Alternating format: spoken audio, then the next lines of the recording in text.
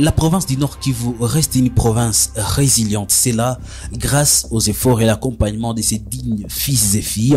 Aujourd'hui, un opérateur économique a doté aux militaires FARDC 4 ambulances. Nous allons suivre cette dotation avec nos confrères de la cellule de communication du gouverneur dans l'actualité du jour. Également, nous allons revenir sur ces bras de fer entre les victimes de cette guerre d'agression via le 1-23 et les 8 députés qui ont fait une déclaration en tout cas et qui ont donné leur point de vue par rapport à l'organisation des élections dans ces entités sous occupation des rebelles du 1-23. Mesdames et messieurs, bonjour et merci de suivre Kivu Morning Post.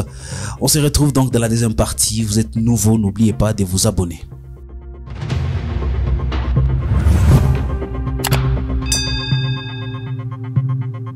Commençons donc par cette information. Vous le savez, le gouverneur de la province du Nord Kivu, le lieutenant-général Constant Ndima, a réceptionné ce mardi 4 juillet 2023 au musée de Himbi 4 ambulances pimpant 9 dont des opérateurs économiques de la place. Tous ces véhicules sont médicalisés avec des équipements modernes pour répondre aux besoins de l'armée congolaise en cette période de guerre qui écume la contrée. Je propose ici de suivre cet élément qui nous retrace cette réception de ces véhicules, qui retrace la réception de ces véhicules. Le gouverneur du Nord Kivu, le lieutenant-général Constant Ndima, a réceptionné ce mardi 4 juillet 2023 au musée de Himbi 4 ambulances pimpant neuves dont d'un opérateur économique de la place. Tous ces véhicules sont médicalisés avec des équipements modernes pour répondre aux besoins de l'armée congolaise en cette période de guerre qui écume la contrée. C'est avec un sentiment de gratitude qui a caractérisé le gouverneur de province lors de la réception de ces véhicules 4x4. Pratiquement, ce sont des cliniques mobiles offertes par un opérateur économique du Nord Kivu pour soutenir les efforts que ne cesse de fournir le chef de l'État, le président de la République, commandant suprême des forces armées, pour appuyer les forces armées de la République démocratique du Congo, les militaires au front. Ce sont des véhicules ambulances pimpant neufs, médicalisés. Nous profitons en ce moment, au nom du chef de l'État, de toute notre hiérarchie militaire, pour dire un grand merci. Un grand merci à ce fils du pays, à ce fils du Nord Kivu. Ça va remonter aussi le moral des militaires au front.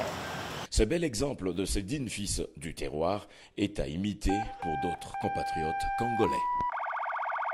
Et puis, comme je l'ai annoncé au sommaire, les collectifs des victimes de l'agression rwandaise via la 1-23 rejettent donc le contenu de la lettre de 8 députés nationaux sur leurs préoccupations par rapport à l'organisation des élections dans les territoires de Masisi, Rutshuru et Nyiragongo, qui occupent ces entités pour que ces députés, en tout cas, puissent demander qu'ils soient organisées les élections dans cette partie de la province du Nord Kivu.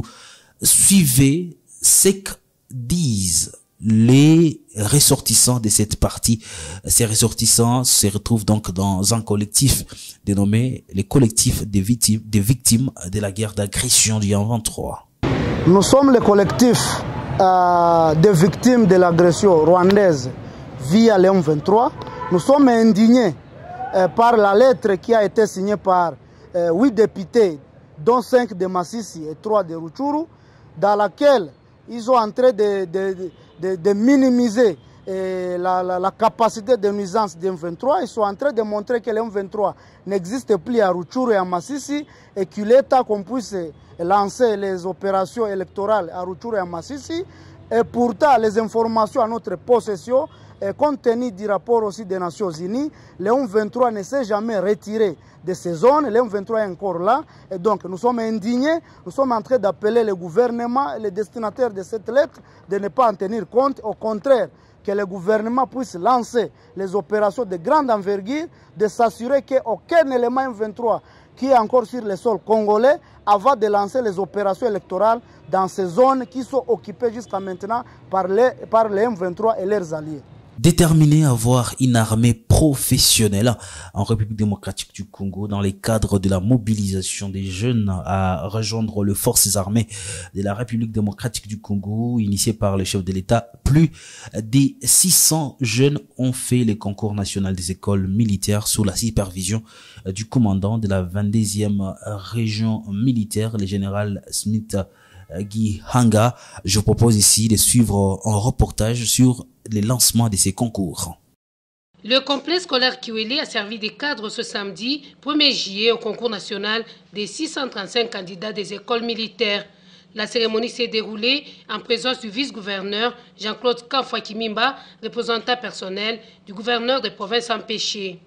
Supervisé par la 22e région militaire, le général-major Guianga Moutara Smith a, dans son mot de circonstance, sensibilisé les futurs officiers qui veulent servir la nation sous les drapeaux. Il a été sélectionné et retenu. Nous saluons votre détermination et votre amour pour la patrie afin de servir notre pays sous les drapeaux.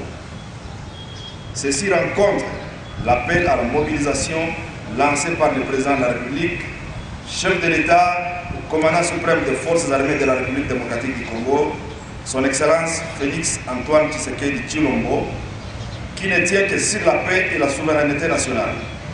Les candidates femmes étaient aussi présentes à ce concours national des écoles militaires. Avant l'ouverture des colis contenant les questionnaires, le vice-gouverneur Jean-Claude Kamfwa-Kimimba a encouragé les récipiendaires.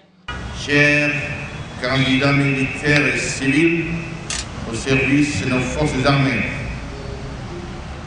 vous allez participer à un concours qui vous permettra de vous améliorer. La République vous appelle donc et vous avez bien fait de répondre par l'affirmatif. Le gouvernement de la République et le gouvernement provincial du Katanga, respectant les mots d'ordre du commandant suprême des forces armées de la République démocratique du Congo, son Excellence Félix Antoine Tshisekedi Tshilombo compte sur vous pour un Congo de l'honneur et de la dignité. Signalons que ce concours a réuni 635 candidats, hommes et femmes. Mesdames, Messieurs, l'actualité du jour reste ces moments d'échange entre nous, journalistes de Kivu Morning Post, et vous, chers internautes. Merci à vous de l'avoir suivi. On se retrouve prochainement pour un autre numéro.